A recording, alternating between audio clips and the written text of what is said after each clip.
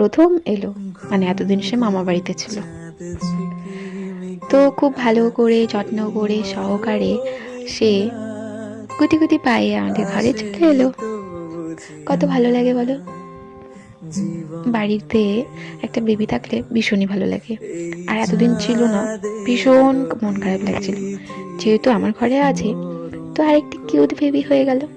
আমি মনে করি আমার তো দুটোই বেবি, মানে দুটো বেবি বলতে মানে যেহেতু আমার বেবি বয়, তো বেবি গার্লেরও একটা ইচ্ছে মানে পূর্ণ হয়ে গেল, সেটাই এটা এই বেবিটার মাধ্যম দিয়ে। কি ভালো লাগে।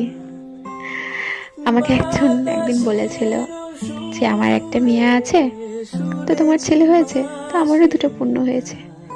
কিন্তু সেই কথাই রয়ে গেল, সেটা আর পূর্ণ হলো না। মানুষ কথা দিয়ে ফেলে চট করে, কিন্তু কথা রাখার ক্ষমতা রাখে না। কেন যে রাখে না, কিভাবে যে পাল্টে যায় আমি বুঝতে পারি না। হয়তো এটাই আমার ছিল, এইটুকুই পাওয়া ছিল। কিন্তু যেটুকু মানে যা দেখেছি তার থেকে বেরিয়ে এসেছে, এটা অনেক। তো ছাড়ো, আমার এই কিউট প্রাপ্তি বাড়িতে পা রাখছে। আমরা সবাই মানে প্রাপ্তির ঠাকুমা বরণ করে নিচ্ছে। তো এইটুকু বরণ তো করতেই হবে, যেহেতু সে প্রথম আসছে, তাই না? এটুকু বরণ না করলে হয়? এটুকু তো আমাদের করতেই হয়। তার সাজসজ্জায় সাজিয়েছে তার বাবা, দেখিয়েছি আগের ভিডিওতে। কত এক্সাইটমেন্ট আমরা সবাই, যে সে বাড়িতে এসে কি করবে, কাঁদবে না শান্ত হয়ে থাকবে।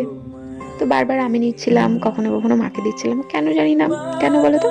কারণ এটা সিঁড়িটা একটু উঁচু, তো জানি মা পারবে, তবুও আমি নিচ্ছিলাম। কাম্মা ওই তো, এটুকু তো নিতে হবে। এসে প্রণামটা সেরে নিল, প্রণাম তো করতে হবে নাকি? আজকের যুগে ঠাকুরই ভরসা, তো ঠাকুর তাকে সবসময় ভালো রাখুক, সুস্থ রাখুক, আমরা এটাই চাই। এবার ঘরে ঢোকার পালা। দেখো তো কি সুন্দর করে সাজিয়েছে, যেটা আমি আগের ভিডিওতে বলেছিলাম।